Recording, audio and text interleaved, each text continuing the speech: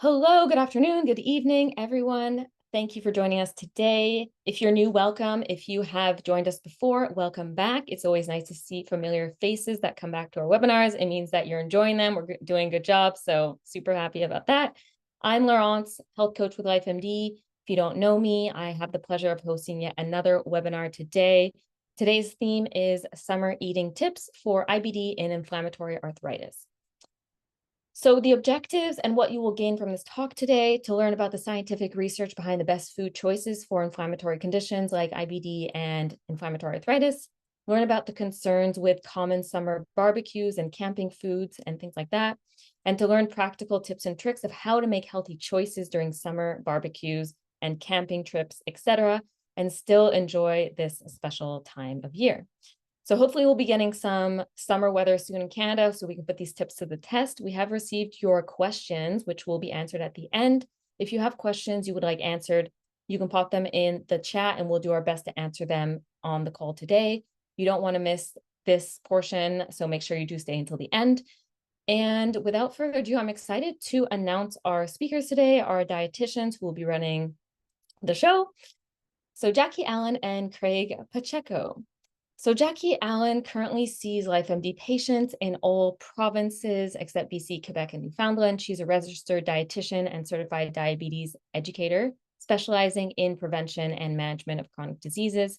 She completed her clinical training at the University of Alberta Hospital in Edmonton region and has worked in a variety of diverse urban communities in the Greater Toronto area, as well as a formative role at Frog Lake First Nation in Northern Alberta. She's worked in virtual practice since 2020 and enjoys helping people find practical solutions when working with a wide variety of digestive and inflammatory health conditions, including IBS, IBD, rheumatoid arthritis, to help people feel better via diet, exercise, and mind-gut practices. And Craig Pacheco is a clinical registered dietitian with over 5 years of experience in digestive health. He's our newest member to the team at LifeMD. So welcome, Craig. Craig will be seeing LifeMD patients in BC, Ontario, and the Maritime provinces and territories starting in June. He completed his clinical training within the University Health Network and obtained his master's degree in public health through the Dalla Lana School of Public Health at the University of Toronto. He specializes in gastrointestinal disorders, oncology, and short bowel syndrome. He worked at Mount Sinai Hospital with the gastroenterology and general medicine department and has helped many individuals trying to manage food sensitivities, gas, bloating, abdominal discomfort, diarrhea, and constipation. He also has plenty of experience working with individuals living with an ostomy. So welcome to you both. We're super excited to have you present today, this exciting webinar. And I will be passing the mic over now to Jackie, who will begin the presentation. Excellent. Thank you so much, Laurence. And it's great to see everyone again. I think I had 1 month off here after I'd had a couple of webinars, so it's nice to be back. And I thought I'd start off just by quickly reviewing just a few basic concepts. If you go back a couple months into the webinars, whether you just get into that through our app or going to the LifeMD YouTube channel, you'll see some more in-depth information on the food pyramid. But basically, I'd like to start out and not to be scared of this first slide because it looks pretty technical, but just trying to get the idea of, why we care. Why do we make a change with our diet with an inflammatory condition? And, really, if you look in this picture on the right-hand side, the place where I want you to focus on is the part where you see sort of in the middle where all the arrows are pointing to, and it shows the gut mucosal lining. And it shows like two different scenarios. One on the left is when we're having more, whole foods diet with anti-inflammatory foods, sort of our LifeMD eating plans are all based on.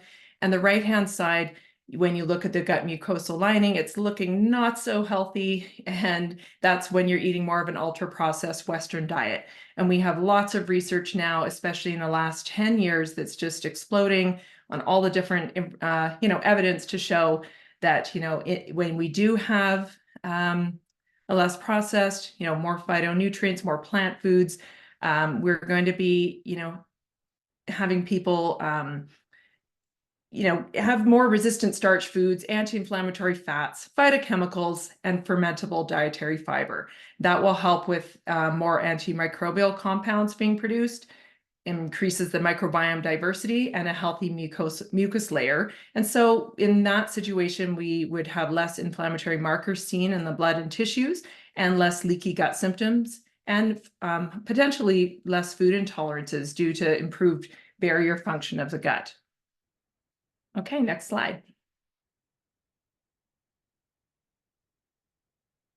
Okay, so with this food pyramid, just again, a quick review for those of you who've seen this before. It's the food pyramid that we use at LifeMD. It's all of our eating plans are based on this with modifications, and it's the recommended eating pattern for those with autoimmune or chronic inflammatory conditions based on the Mediterranean diet as the underlying diet. The food pyramid includes anti-inflammatory, foods that have, anti-inflammatory effects and positive gut and microbiota balance. So more foods that have, favorable omega-3 to omega-6 ratio, monounsaturated fats, mainly in the fats and the protein choices, more soluble fiber in the starchy foods, fruits, vegetable, and the legumes choices. So a lower glycemic index, which means, generally it's going to cause less inflammation in this type of food pattern, especially would be helpful in the remission phase of the LifeMD flare diet for IBD. We'd have more soluble fiber in the remission phase of the LifeMD flare diet, but we do emphasize more tolerable soluble foods in the flare phase of the diets. There's a large emphasis on antioxidants, vitamins, and other phytonutrients, and then a specific focus on reducing or eliminating foods that have the opposite pro-inflammatory effect and contribute towards that gut dysbiosis or imbalance. So less trans and some types of saturated fats, less nitrates and nitrites that are from processed meats, high levels of salt, and also less of the high glycemic index and foods, as well as refined sugars. Okay, next slide. So starting, at priority 1, it's the bottom and the base of the pyramid. So it's the foundation of our diet that includes lots of variety and choices of fruits, vegetables, and leafy greens each day. And without going into the details, but you could see in the upper right-hand part of the screen, there are modifications to include during flare, and then we can progress the diet through to remission. And next slide. So homemade meals is the next priority, and that would be, and also reading food labels to look for some of our avoid ingredients. And oftentimes, if you're not sure where to start with this, definitely reach out to the coaches, reach out to your dietitian so that we can point out, what types of additives. And oftentimes I'll get people to send a snapshot. So say if, you're going into summer months, you've, met with me or you met with Craig, you feel free to send a snapshot of, a food that you're planning for the weekend. And I'm not sure, like, could I make a better choice? What are the ingredients like? So feel free to send a snapshot into the messenger chat or reach out with one of your coaches. Okay, next slide. So priority 4, here it's, we want to choose new ways to enjoy healthy proteins, and those that will help with the inflammation and healing. They're a big emphasis just because we know when you're in inflammation, we have higher protein needs. And but basically we want to make sure we're avoiding ones that are going to hinder, or make symptoms worse. So red meat, and here we include pork into red meat, even though it's marketed as the white meat, it still can have higher contents of iron and saturated fat, which for inflammatory bowel disease is not ideal. So in this section, it's going to be a major focus of our talk today, because we know that the quick and easy meals of summer, they include a real shift towards hot dogs, cold cuts, burgers, breaded, deep fried meats when you're, on the road and you're stopping in to grab fast food.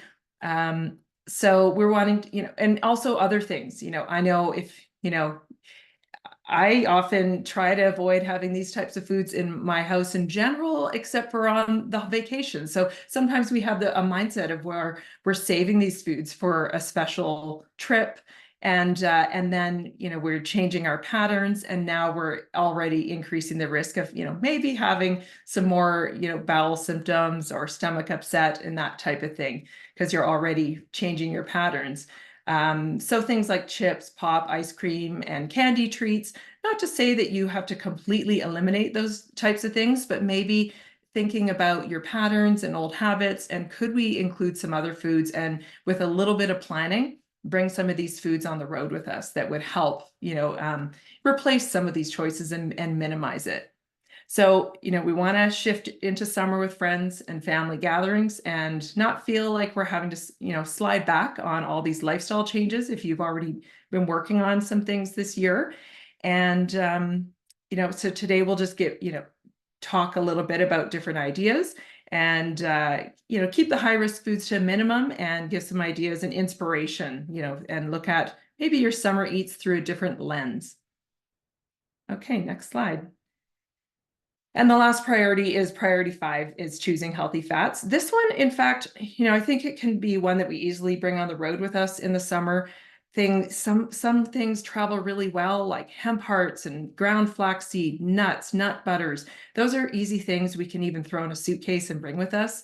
And if you're driving or on the road, like, having a homemade dressing or things like that, it may be something that we're used to buying something pre-made and on the shelf, but with a little bit of prep and having a recipe, which we have plenty of, then hopefully that will help improve the choices in this area.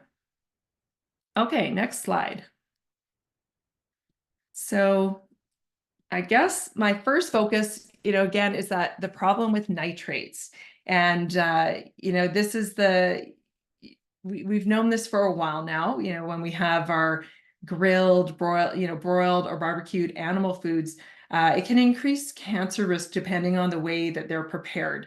The meats are cooked at a really high temperature, and the animal fat drips onto the hot flames, causing flare-ups, and nitrosamines are formed. So these are cancer-causing compounds. Nitrates on their own are not broken down by the stomach acid, and instead your gut microbiome can break down the nitrate into nitrite, and that can cause damage to the colon lining and increase the risk of colorectal cancer. Next slide. And so while we all need to be aware and cautious of this, and want to reduce that risk of, of colorectal, and there's other cancers as well that can be increased with those kind of compounds. But with IBD, there is a higher risk for colorectal cancer already. So it becomes a bit more important to make those choices that could modify that, the risk of developing it. Of course, it involves other things. Having one hot dog is not going to, cause that, but it's sort of a buildup of exposure over time, and also at certain points of time that, when you're in a flare, that there may be a higher risk. And different factors like the length of how long you've had IBD can make a difference, family risk, and then, as you could see on the slide, different lifestyle factors. So, things like smoking and alcohol amount, and taking medications regularly, and exercise. So all those things will contribute, but the food is one modifiable factor that we have a bit of control over. All right, next slide. So the interesting thing is that if you do a quick Google search, Dr. Google is sort of our first step of, a place that we go to find our answers these days. But, the conflicting results about the nitrate foods is that you might see, nitrate might help with inflammation, and nitrates might make it worse. And there are differences in when the nitrates are in protein-rich foods. So it seems like that it doesn't really happen when you have, vegetables. So say you are grilling some vegetables, you're not going to have that same formation. So the nitrate doesn't cause the nitrosamine formation. And so what's great is that, grilling the vegetables doesn't increase it. And in fact, having those types of foods. So on the left, you've got more of the highly processed, high nitrate foods. So cured meats like ham, bacon, deli meats. Even the uncured deli meats have some. And funny enough, when I was doing preparation for this, was seeing that if it says a nitrite-free bacon, and in fact, they add more nitrates. So it it's a bit confusing and misleading out there. So ultimately, best to sort of minimize these things. Trying to save it for special occasions like ham for a special event, the occasional hot dog. If every time, we're going for a Costco trip, we're getting that $1.50 deal, which trust me, I know is tempting. I think it's just thinking about exposure over time. And overall exposure. So again, it's just that repeated exposure that's more of an issue. So the neat thing is that if you include a mixed meal, so if you have different types of phytochemicals like foods that have vitamin C and other polyphenols, they may exert their, with the polyphenols, which I'll review, are your bright pigmented foods. So, your bright greens, your bright oranges, your bright purples, and they exert their beneficial action in different ways at the level of the formation and the action of the carcinogenic compounds in the stomach and the colon. And so, for instance, they'll be activating antioxidant or metabolic enzyme systems that they'll protect against, the harmful nitrate foods. So there's things that we can do, marinating your barbecue meat and serving your grilled meats in combination foods that contain vitamin C and polyphenols. So what that means in plain, simple language would be, using citrus in your marinades and your salad dressings, peppers, potatoes, sweet potatoes, all great, all of these will have the vitamin C and other polyphenols. Dark green, red, orange, and purple vegetables, like having, beets and things like that on the side. So lots of things that we can do to sort of help counterbalance it. All right, next slide. So what can we do? And so today I just put a whole bunch of pictures up there of, some nice, colorful, tasty choices.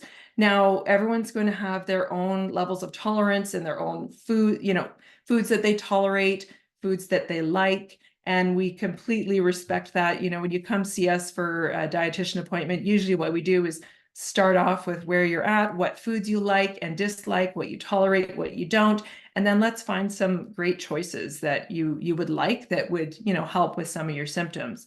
And in the summer, it's kind of the same thing. Let's, take advantage of some of these really tasty foods. So like up on the top left, we've got salmon, trout, going underneath that, we've got lettuce cups. So a lot of these things can be really a nice, appealing food. Some of them go really well on the road, like even those lettuce cups.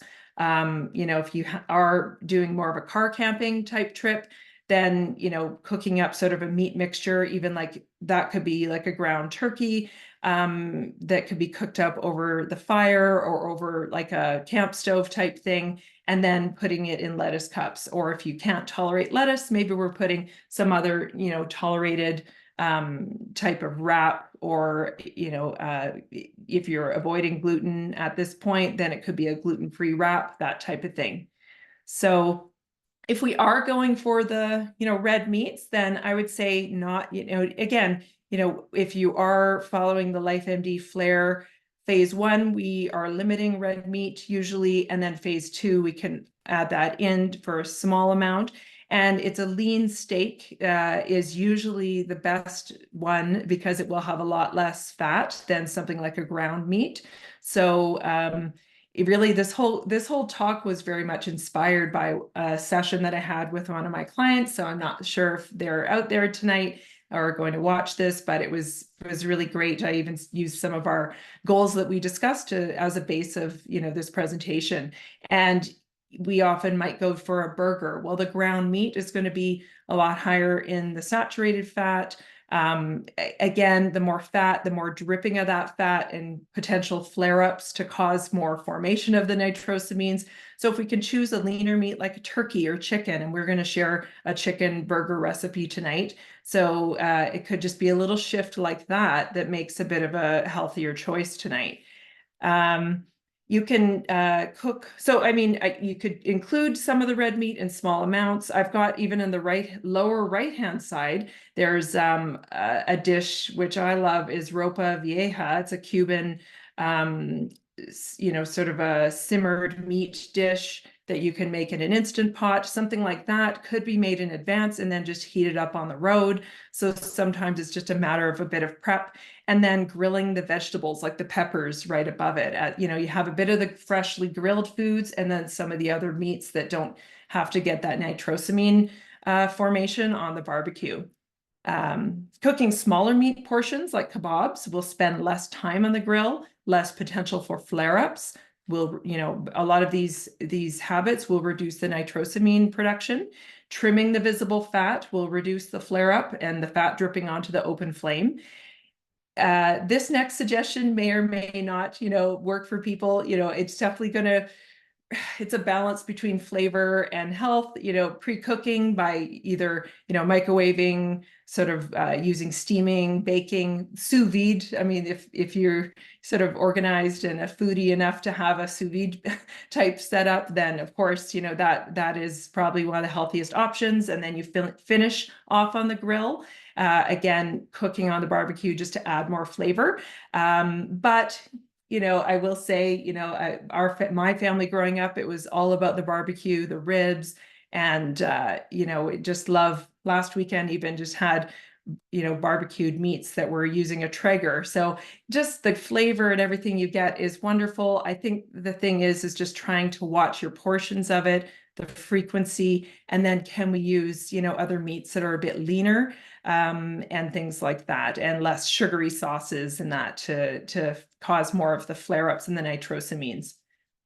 Marinating, that's a big one. You can actually make if you make a low sugar homemade marinade using some citrus or other source of vitamin C.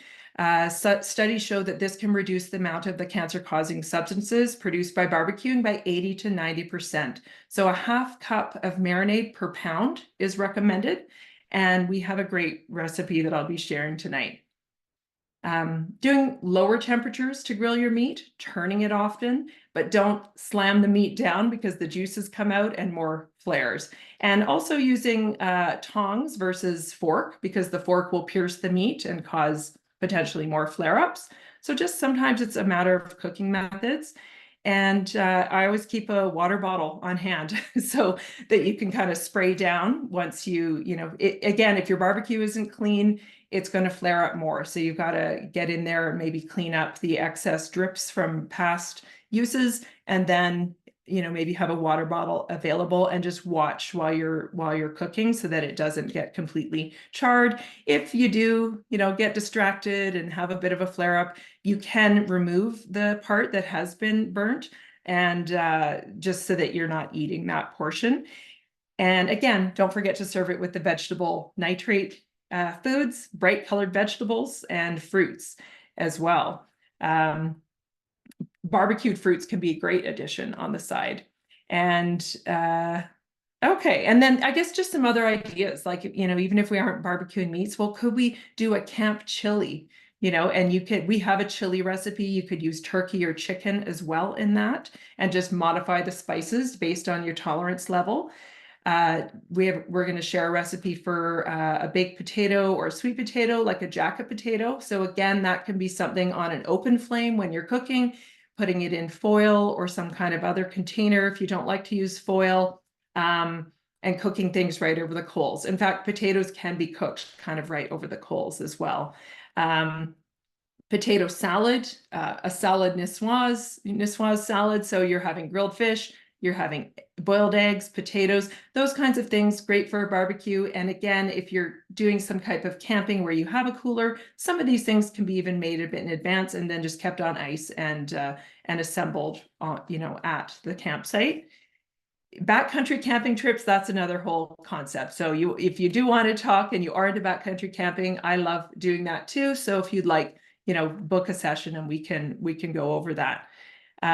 Shredded chicken, turkey, flank steak, again, just much better options. And we've got a sweet potato salmon cake. So that's another fun idea as well. And those, again, can be completely pre-made, frozen, and then just brought to heat up when you're on the road or out at your site. All right. So let's go to our next one. Let's see. Okay, I thought I'd switch over to a bit of more foods that are more sweet, on the sweet side when we're talking other treats. And I know some people like more savory treats, some like more sweet. We don't want to forget about those healthy habits that we built at home, bring them on the road with you. If you haven't tried our hot chocolate recipe, I've promoted it before, but I really love it because it's just a real easy way to get, have a much better, option that you can really feel proud of, thinking it's actually healthy, not, being from a package, but you're actually, picking a milk of your choice, whichever food you tolerate, adding a bit of cocoa, and then adding some almond milk, almond butter. That makes it really nice and creamy, and you're adding some anti-inflammatory fats in there, and it's more filling too. So I love, bringing other things on the road. You can take the hemp seeds and the ground flax seeds, and that, if you see in the upper left-hand corner, I don't know if you can see very well, but that's sort of a baked apple crisp, and that can be a really fun one to make over, over the campsite, or make it in advance and just sort of heat it up. It smells great when it's heating up over the campfire.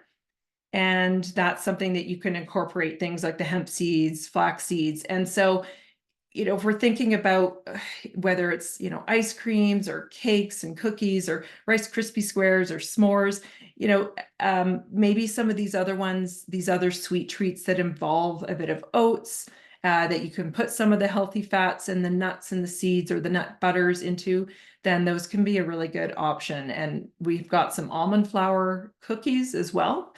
And so I think, these kinds of things, maybe take a look through in the snacks section of the recipes in the app, and it might give you some other ideas of even like one or two things that might be fun to bring along with you. And I've got I know Charlie, a couple sessions ago, or many times, he talks about the caramelized bananas. So that could be a really fun recipe just to make on the campfire. If you have a cast iron pan, heat it up, get the bananas in there. You've got some, either maple syrup or brown sugar and a bit of butter, and there you go. You've got a really nice, tasty treat. I guess a few other ideas is just having, don't forget the fresh fruit and veggies. That's something, again, just having that available, chopped up, ready. I don't know if you noticed the roasted apple around the campfire. If you haven't tried that, that can be really fun, just on a stick. Kids love it, and adults too. So, and if you can stuff it with certain things like a bit of a oat mixture, and wrap it in the foil, that can be a really nice treat. And again, watching, if you can't have, more towards the flare side of things, or in IBS, then you can avoid the skin and little things that you would do at home. I would just try and keep and maintain those as much as you can, on the road as well, because you're already going to be having the stress of a changed routine. Okay, maybe we'll just go through a couple of the recipes, unless there's any burning questions, Laurence. Is there anything that we're seeing that we need to speak to right now, or? Did have a few regarding, I believe, barbecue stuff. So if you want to touch on that now. Sure, yeah, why not? Let's make a little One of shift here. them, I believe you kind of answered this, but maybe not entirely. If we cook on the barbecue at low temperatures, like 350 to 400 indirectly, i.e. food not directly over the fire, do you consider this safer? Yes, that would definitely be safer because it really is the flare-ups and like the drip, the dripping fat and the flare-ups that are increasing the risk of the nitrosamines. So yes, an indirect, if you want to get just a little bit of the burn marks and then turn it right down, turn the one burner off and get it onto the indirect cooking, that might take a little bit longer, but it could be a little bit better for that. Awesome. Then the other question was, is a smoker or flat top griddle preferred over grilling over an open flame? That's a good question. I do think that that would be preferred. Yeah, because you're going to have less of that flare up. So yeah, I think that would be a good idea. Okay. And there's also, I showed in the picture there, the cedar plank salmon. So that is a really nice method too, that gets a lot of flavor in there. Okay, awesome. And then we have another question. How about fresh Swiss chard sauteed? I think this is when you were discussing nitrates. Yes, you know what? I didn't see Swiss chard on the list, but maybe I'll note that down. And when we're going through questions, I can look it up. So yeah, I didn't see it on the list, but I think, yeah, I'll have to let you know. I'm going to write that down and then later on I'll try and look it up and let you know. All right, those are all the questions for now. Thanks, Okay, Deb. perfect. All right. So I guess just moving on, I adapt, this is adapted from our basic dressing in the app. And so I won't go through, how to make it. But again, if you're following more low FODMAP, if you have a lot more symptoms or, your IBS symptoms or high amount of symptoms with IBD, then we sometimes do limit garlic and onion. You might get less symptoms, but so we just said you can use a garlic infused oil, which we also have a recipe of in the app, and it's just really takes the FODMAP exposure down quite a big amount. And you can also use green onion tops instead of, so that could be something to experiment with some of these recipes. It's just swapping out a different version, but getting the good flavor as well. And you don't have to follow these recipes to a T. You can add in fresh herbs. If you want to use orange juice instead of lemon, go for it. Lime, because you've got lime, don't feel you have to run to the store for that. So it's pretty flexible. In our recipe, I think it says lemon juice or balsamic vinegar, and I chose to do 1 tablespoon of each just to get the flavor because I love balsamic vinegar, as a marinade. But just switch it out to the type of flavor and what you have at home. And the nutritional yeast, again, that's just for a bit of extra flavor. So don't feel like you have to use that at all. But I had never tried it before recently, and it's in our recipe. So I thought I better try it. And it adds almost like a cheesy flavor. So it's quite nice. And then next slide, we've got the barbecue sauce. So that's one, sometimes we've got that liquid smoke in the barbecue sauce. We've also got, which isn't ideal, for sort of nitrates. And we also have other types of sweeteners in like a store-bought barbecue sauce, like if they have fructose syrup or honey and you're following low FODMAP, then it wouldn't be ideal, like if those are irritants for you. So this recipe, uses maple syrup to sweeten, and but you could also use like a cane sugar or just a plain white sugar as well. And again, if you don't have tolerance issues, then you could use honey as well. Next recipe. Oh, and just to say something about the sauces, you can make it up and freeze it and then, take it out and take it in small portions. So there's a stuffed sweet potato recipe, which I think is a really fun idea. The recipe does call for, again, I adapted it here, but it calls for black beans in the app, but you can replace it with cooked chicken or other type of protein. You could use a white potato instead of a sweet potato. So or purple potatoes, like any of them work. So just get creative and just, it's a nice different idea that can be really nice around the campfire or to have at a barbecue. And then the next one is the chicken or turkey burgers. And again, just gives you a bit of an idea of some, something different that you could cook like indoors, or you could cook that on the griddle instead of on the grill. Different options there for you. And you can use the lettuce wraps if you want to, or like a gluten-free burger, or just have it on the side with your potato salad or something, some other side. All right.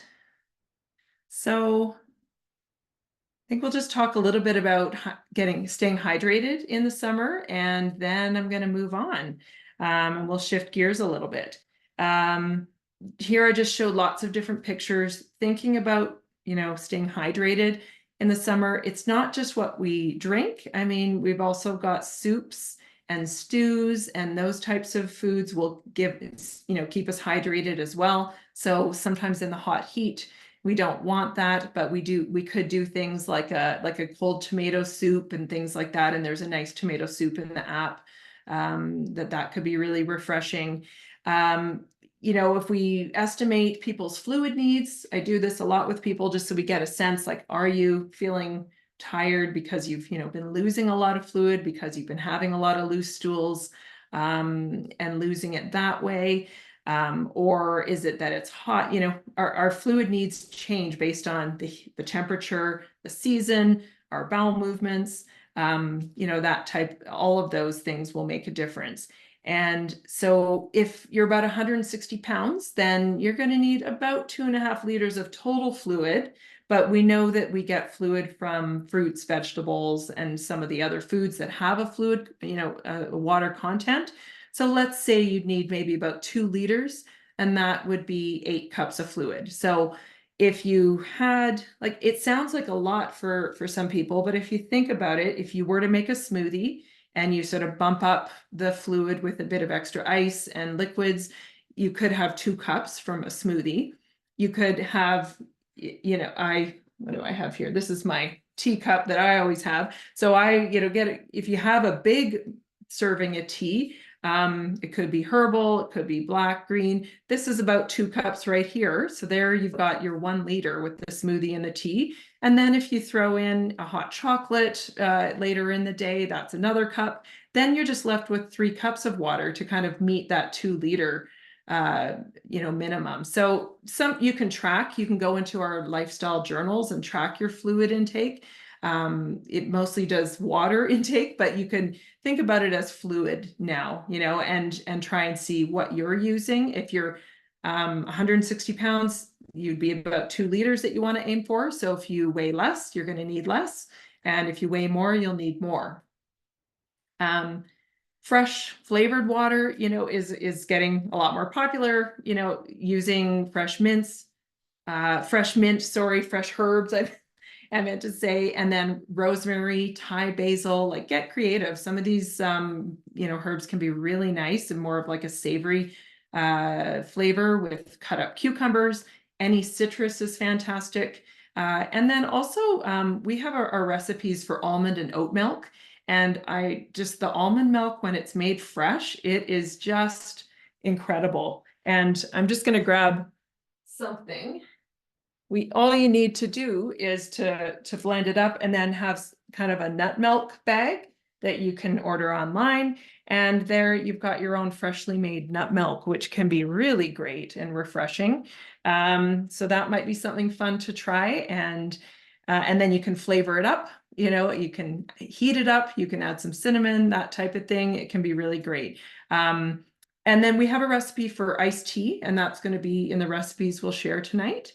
We could do a whole topic on hydration. So I did have a question about training for a marathon. And I think, something like that, it was a hard question to answer for everyone because it's so individual based on, like, if you are in a flare, or, what your liquid needs are. So I would say probably reach out to your coach or dietitian, and we can help customize that type of advice, because there are sort of electrolyte solutions, and we do have a homemade electrolyte recipe that we can share. If you are interested, just reach out to one of us. All right. We have one question about hydration. Sure. If you weigh 200 pounds, how much fluid would you need for the day? Oh, okay. Let me just see here. So I think it would be if Might I need to do do a my, little bit of math. yeah, it's okay. It's okay. No problem.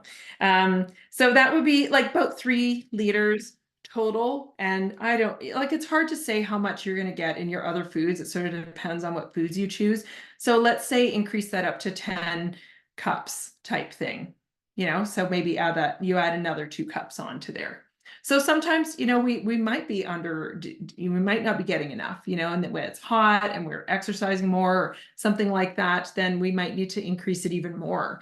And that may be contributing to fatigue or constipation, right? Because that's going to affect how much fluid we have to, for the stool as well. So, these types of things can affect our bowel habits quite a bit.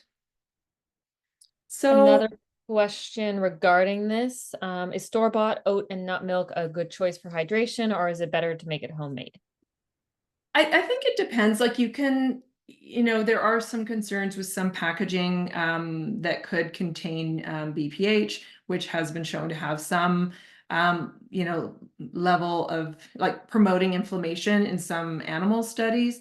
So, I think depending if you're trying to, play it really safe, you can make it on your own.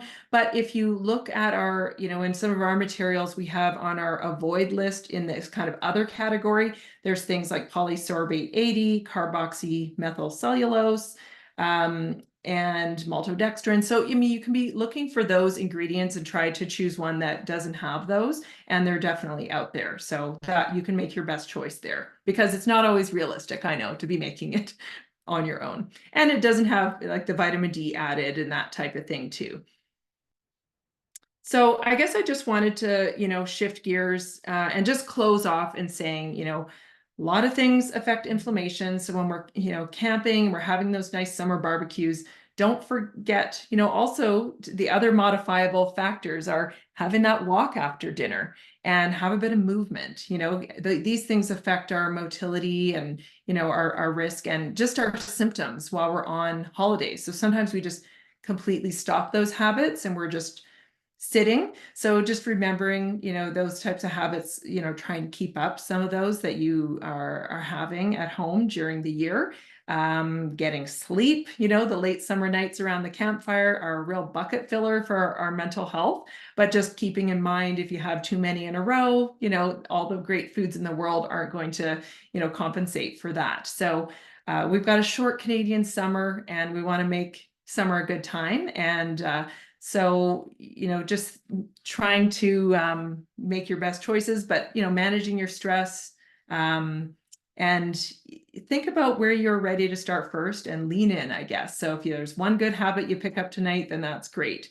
And reach out to our coaches if you're spinning your wheels and you don't know where to start. All right, so I'm going to hand it back to Laurence for a minute. Yes, Jackie is going to set up a little surprise for you guys, so I'll let her do that. And I wanted to, in the meantime, introduce our brand new meal planning service, which we are super excited about. So depending on your province, you get to meet with Jackie or Craig to design your very own custom meal plan with recipes based on your nutritional needs and preferences. There's an entire database that goes on and on and on where we can create recipes for you. So this is a really customized plan designed to suit your dietary needs and preferences. You receive a 15-minute session to discuss your meal plan and really make sure that, it fits your needs, your preferences, your lifestyle, all that kind of thing. You also receive shopping lists and recipes, so anti-inflammatory recipes and easy to follow lists for all of your meal ingredients. So it takes the guesswork out and it's really simple to follow and easy to buy the ingredients that you need to make these delicious recipes. And so, of course, there will be anything from breakfast, lunch, snacks, desserts, drinks, you name it. We are able to include that in the meal plan.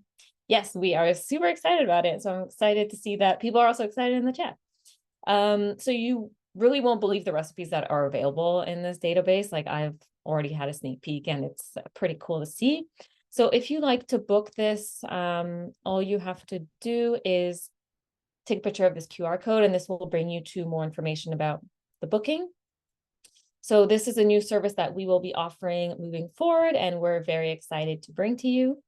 So I will just leave the screen on for a few moments while we wait for Jackie. Let me know if you have any favorite smoothie recipes in particular, if you've tried any of them in the recipe book. I'd love to hear like which ones are your favorite, if you've tried any of those. I know there are lots of recipes like smoothies that are great for summer inside of the LifeMD app.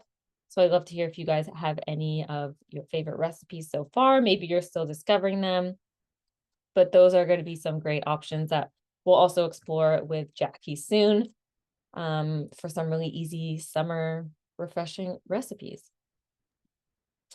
So it looks like Hi. Jackie's back, so I will let you take this from here. Did you want me to stop the presentation so we have a full screen? Probably. Sure, yeah, that'd be great. Okay.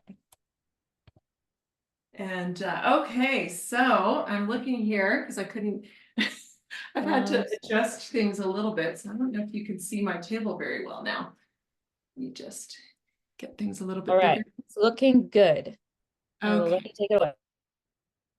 excellent. Okay, good. So I just looking at the time, I'm not going to go into too much detail and talk a lot about all the ingredients here, but I can think I'm getting cut off a bit. I'm just moving over a bit more.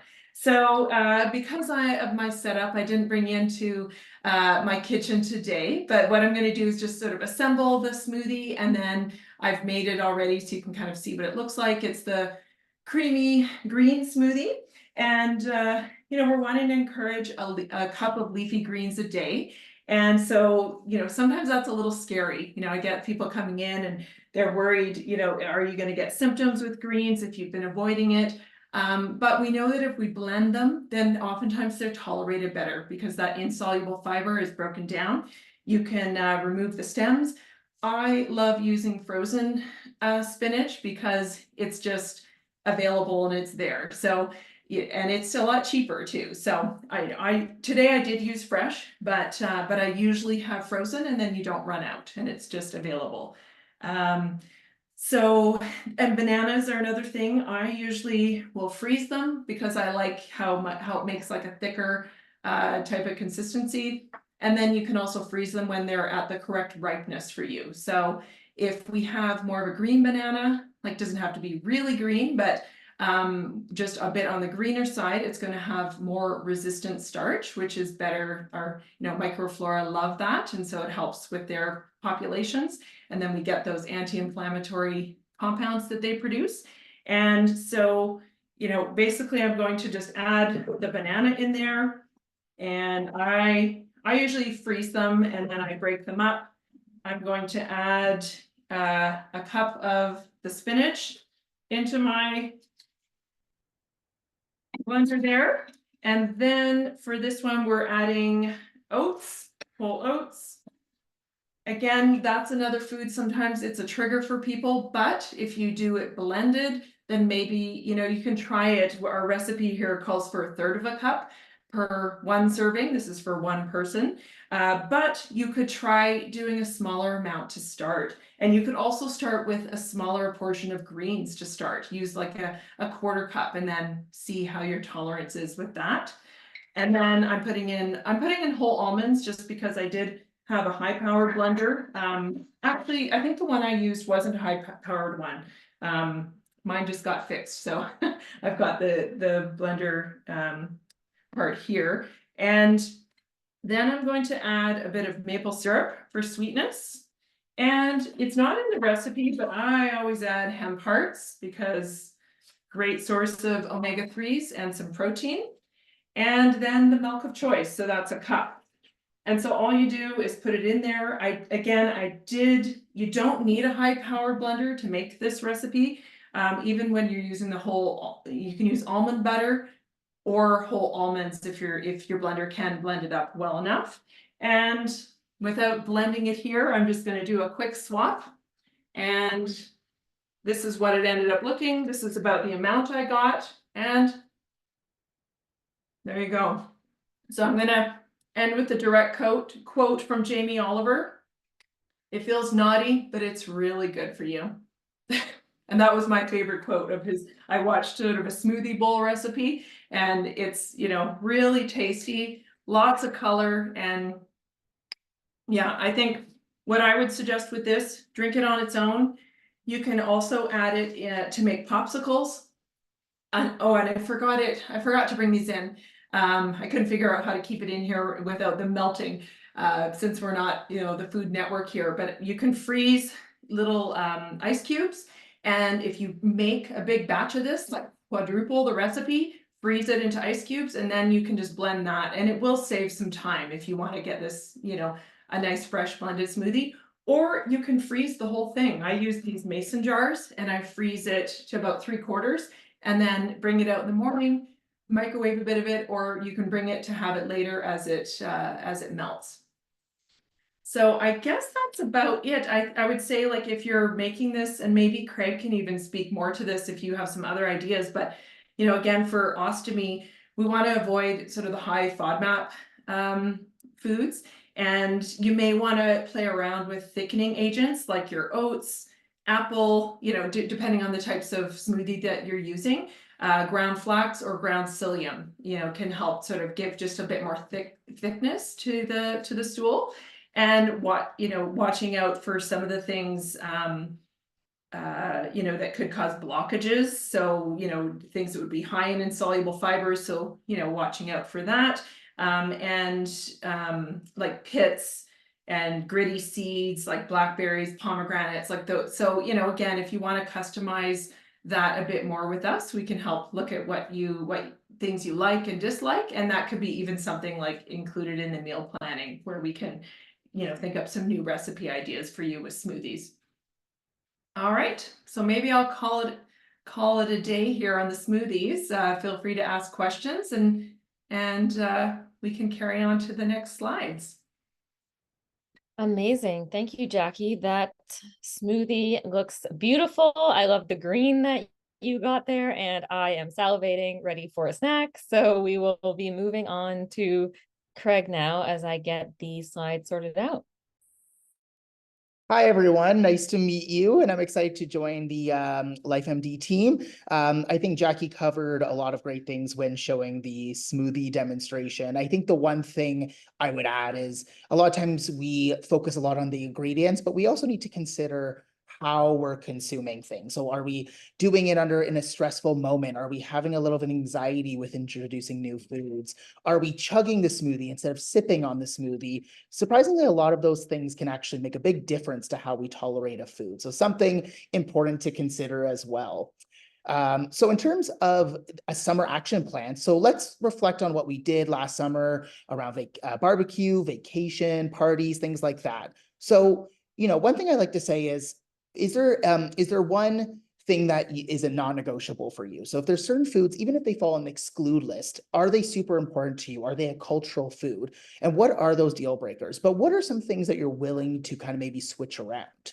So for example, maybe one food swap you might want to consider is if you are not maybe used to do like beef kebabs, maybe you might want to try out, hey, can I do a tofu kebab instead? And the reason why I mentioned kebabs is because I think they're great barbecue foods because one, you can prepare them ahead of time. So you just put them into little containers and bring them to camping. Because I don't know, for me, I don't want to spend my whole time camping or in the summer cooking, right? Like I like to do a little bit of prep. And, I do think that even when we're, in the summer, some sort of planning is really important. So this summer, think to yourself, make an action plan. What is one new summer food or recipe you want to try? And what is another food swap that you want to try this summer? So it could be the tofu, it could be trying new types of vegetables, it could be trying one of the smoothies that we just showed you. So these are some things to consider for sure. Amazing. Thank you for that, Craig. So before we get to your questions today, I wanted to just share with you if you're desiring more one-on-one customized support, if you'd like to book a session with our dietitians. If you have not seen a registered dietitian yet and would like to, there are two pathways. You may be eligible for a no-cost session if you're part of a PSP plan that covers your biologic medication. So you use this QR code link to book your initial RD visit, or you can reach out to a coach if you're already on the app or in a program. Otherwise, you can use the next QR code to book an initial or follow-up visit that you may be able to claim through health benefits if you have private health insurance. So if you need to take a photo of this one, you can go ahead and do that. Otherwise, you can use this QR code link to book an initial or follow-up RD visit that you may be able to claim through health benefits if you have private health insurance, as I mentioned. If you are unsure, please reach out to your health coach and we can provide more information. And if you have any trouble with the bookings, you need any links, you have any questions, again, please reach out to us or to your health coach, and we are happy to assist you with that. So without further ado, we will get to your questions that you submitted beforehand. And if anything else comes up in the chat, we will also get to those as well. So let's get to your questions. The first question is sacroiliitis, I don't know if I'm saying that right, related to arthritis? And yes, like I did sort of reach out to Dr. Rahman because when I had looked it up, it looked like it could happen independently of like arthritis or IBD as well, but it can happen at the same time. But it is a form of inflammatory arthritis, but it can happen in unison with IBD. So I'm not sure if they were wanting more detail on this, but that was the question that got submitted. All right, the next question is, what amount of sugar triggers arthritis? Now, I don't know, I'll give you my answer, and I don't know if Craig, you have more you want to, add to this. I sort of took it, from the level of just thinking about, let's look at how much sugar is recommended just in general for like every Canadian. You sort of recommend like 10% or less of from added sugars, 10% of our calories to come from sugars or less. So let's say you had a 2,000 calorie diet. I just sort of answered it this way because I thought, that would give us about, 200 calories, which is about 50 grams of carb. That's the equivalent of, say, 3 tablespoons of, sugar. And just for perspective, 61 grams of carb are in a bag of Skittles, like your standard size, not these massive big ones. But, and so I just added it up. I thought, well, in comparison, let's think say we have that hot cocoa. That's one of our recipes. That's 15 grams of sugar. Then we have maybe some hemp bites. That would be another 20 grams of sugar. The smoothie would be about 8 grams of added sugar. And then say you had a couple squares of Lindt dark chocolate, the 78%. And that would be your 50 grams of sugar. So like, to me, that seems like a reasonable amount. I mean, you could always go less, but I think it's when you're, loading up on, the road trip Skittles and the gummies and all of that, like that's where maybe we're going to be, heading for some trouble. Any comments, Craig? Yeah, no, I usually go with the 10% rule as well. I think another thing to think of is also it's going to be different for everyone. And also, are you spreading out that 10% or even a little bit more throughout the day? Or some people might find that if they have a juice box, let's say, which might be closer to 20, 30 grams, that in one go, or any sort of liquid sugar might be something that might trigger a flare up. So I think it really depends, I guess, on the dose and the time, as well as the total amount. So 2 things I would say to keep an eye on. But yeah, I would say I'm echoing kind of what you said. Yeah, and I didn't even go into the type of sugar because again, then we're talking, well, are we talking like sugar substitutes and all this stuff? And we know that, having sucralose, can reduce the gut diversity of the microbiota. So, things like that, like I don't think are a great solution either. So it's just, maybe using the real thing in small amounts. And even within the context of diabetes, a teaspoon of sugar is 5 grams. And so if you can, and usually we don't worry about 5 grams of sugar or less. So for a lot of like health conditions, a teaspoon of sugar, we don't really worry about. Awesome. Thank you both. So the next question is, often foods suggested are on the expensive side. Any tips on how to manage this or keep the cost down? So for this one, I think some of my ideas I was thinking is, again, just using more frozen than fresh, buying in bulk when the prices are right, you know, if you're living alone, you know, sharing with that. Do you have a neighbor? Do you have a friend that you can like go together and share, freeze and preserve the food then? Shop around, you know, don't not just, you know, sometimes that like little mom and pop shop can have great prices and better than like a big store. And, you know, also canned salmon or sardines and that you can use them very similarly to, you know, tuna. And we have a great sweet and spicy tuna or salmon salad recipe, or you can just use lemon, fresh herbs with some extra virgin olive oil, and or, you know, a bit of lemon. So things like that, like instead of having the fresh version, can go a long way. Actually, can you go to the next slide? I forgot I did this. This was just a little nutrition geek moment. Was, you know, let's save some money. So I just sort of like did a quick comparison. Well, what does it cost? So I looked at fresh blueberries, $6.99 for like a pint. And then if you were to compare it with, you know, the big bulk, like 3 kilogram thing of blueberries, especially if you're making a smoothie with it, it really doesn't matter. So I think it would be $35 cheaper to use the frozen one in that case. And then you don't have to keep shopping. It's probably even cheaper because you don't have to pay for transit and gas and, you know, that type of thing. So if you do have a freezer that's big enough, then that kind of thing can help. Yeah. Any other ideas, Craig, that I don't know, I'm throwing it back at you as well. I think you're covering all the good answers, to be honest. I will definitely say like frozen is often the way to go. And just planning, reducing food waste at home, because I find that's a lot of what happens is if we don't have a little bit of meal planning in our week, that's when a lot of things get stuck at the back of the fridge. They start going bad. And I think that's another way to keep the cost down. For sure. Amazing. Next question is how to eat lighter foods like salads without causing issues with digestion. My Crohn's doesn't handle raw food well. I mean, I think again, it's sort of format is everything here. And depending, it's so individualized, but you know, we know that if you're blending things into smoothies or into, you know, soups, then that can be often tolerated better. Of course, there's certain foods that, you know, cauliflower, broccoli, cabbage, corn, like are often, you know, more gas producing and higher, you know, insoluble fiber. But even something like celery that would be stringy, but when you blend it up, you know, that can be better tolerated. So it's a lot of, you know, I think thinking about cooked and blending to sort of get into improved tolerance in these situations.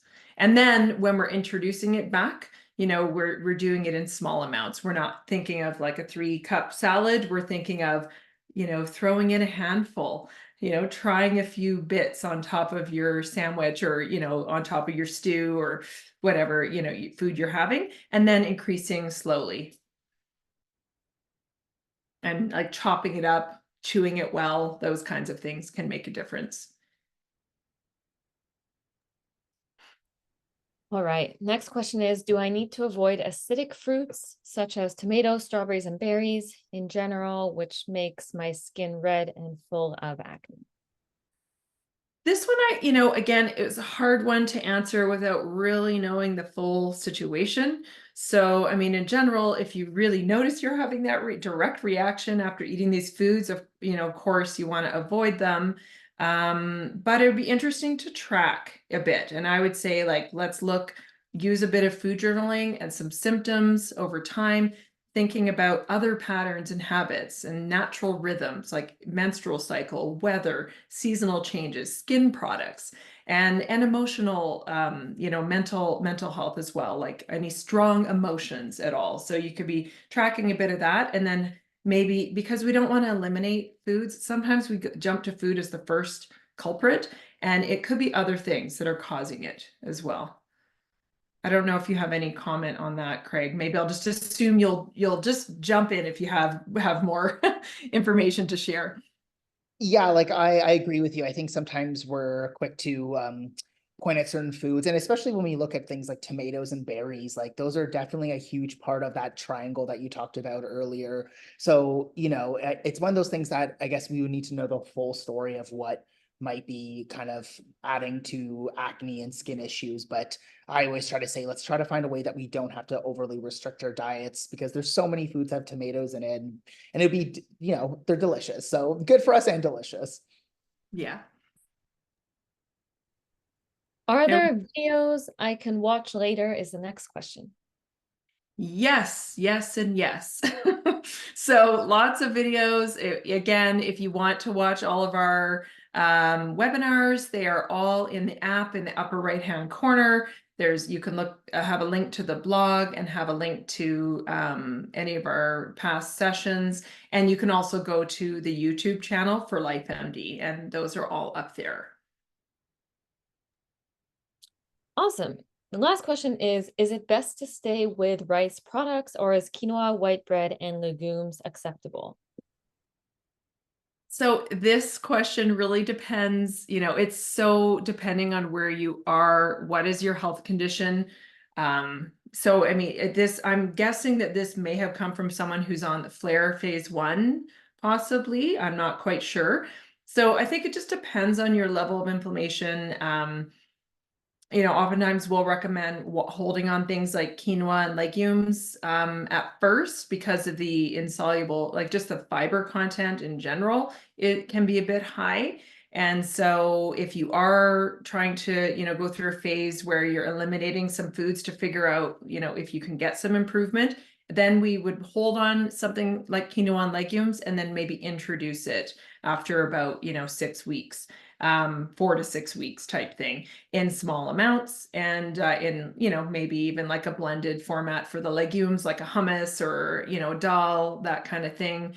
And the thing with white bread, again, very individual. And I think depending on your preferences, I think if you're used to having white bread like 3 times a day, well, then that's maybe something to think, it's also replacing some of these beneficial foods that are in the pyramid, right? So, give a potato a try, give a sweet potato a try, and like get more variety in there. And just try not have too much of it. And again, sometimes gluten does help improve some of your symptoms. So people can try reducing it or eliminating it for 4 to 6 weeks and see. But again, for some people that's a deal breaker. So we just work on things like maybe having a sourdough and that type of thing instead. And what was the other one? I think that was everything. Yeah. And just, I would say, work with our coaches and, dietitian visits. Like we're